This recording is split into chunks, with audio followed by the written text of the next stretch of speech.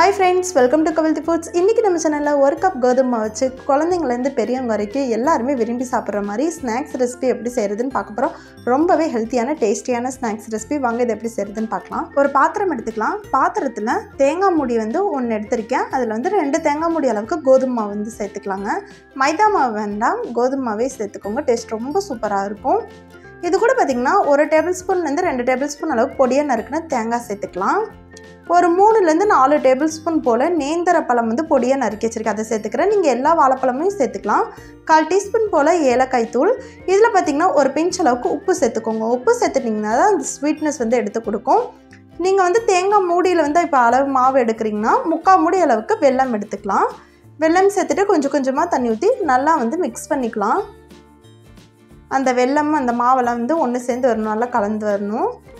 பாருங்கள், இது போல் நல்லா வந்து அந்த வெல்லமெல்லாம் கரைஞ்சி வந்திருக்கு பாருங்கள். இந்த அளவுக்கு தண்ணியாக இருக்கணும். ரொம்பவும் கெட்டியாகவும் இருக்கக்கூடாது, ரொம்ப தண்ணியாகவும் இருக்கக்கூடாது. நம்ம குழிக்கரண்டியில் எடுத்து இப்படி ஊற்றும் போது இந்த அளவுக்கு இருக்கணும். இப்போ வந்து ஒரு பாத்திரத்தை வந்து சூடு பண்ணி வச்சுக்கலாம். பாத்திரம் வந்து சூடானன்னா எண்ணெய் வந்து ஒரு அளவுக்கு ஊற்றிக்கோங்க.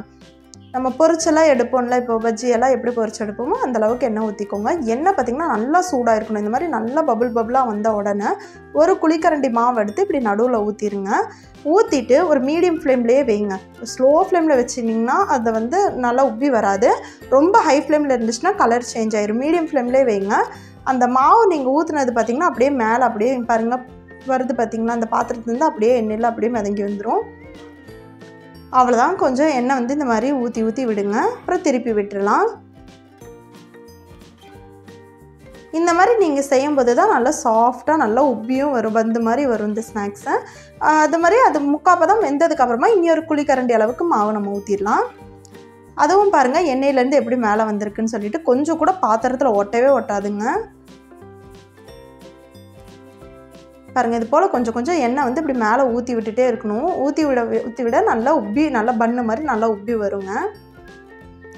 அவ்வளோதான். 2 நிமிஷத்தில் இந்த ஸ்நாக்ஸ் ரெசிபி பார்த்திங்கன்னா நீங்கள் செஞ்சிடலாம். குழந்தைங்க வந்து ஸ்நாக்ஸ் சாப்பிட்ணுன்னு ஆசைப்பட்டு கேட்டாங்கன்னா ரொம்ப ஹெல்த்தியாகவும் இருக்கும், ரொம்ப டேஸ்ட்டாகவும் இருக்கும். கண்டிப்பாக ட்ரை பண்ணி பாருங்கள்.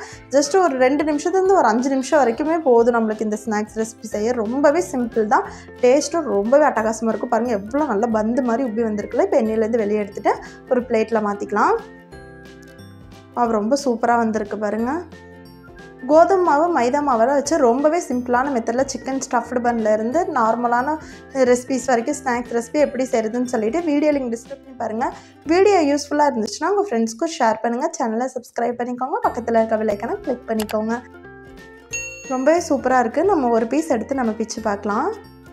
நல்லா வந்திருக்கு. உள்ளே அந்த பழம் வந்து நம்ம வாழைப்பழம் வந்து கட் பண்ணி போட்டிருக்கோம்ல, அது பாருங்கள் எவ்வளோ சூப்பராக தெரியுதுன்னு சொல்லிட்டு. டீ டைமுக்கு ரொம்பவே சூப்பரான ஒரு யம்மியான ஸ்நாக்ஸுங்க. ரொம்பவே ஹெல்த்தியான ஸ்நாக்ஸ் கூட. குட்டீஸ்க்கு ரொம்பவே பிடிக்கும். செஞ்சு பாருங்கள். செஞ்சு பார்த்துட்டு உங்களுக்கும் ரெசிபி எப்படி வந்துச்சுன்னு கமெண்ட் பாக்ஸில் கமெண்ட் பண்ணுங்கள்.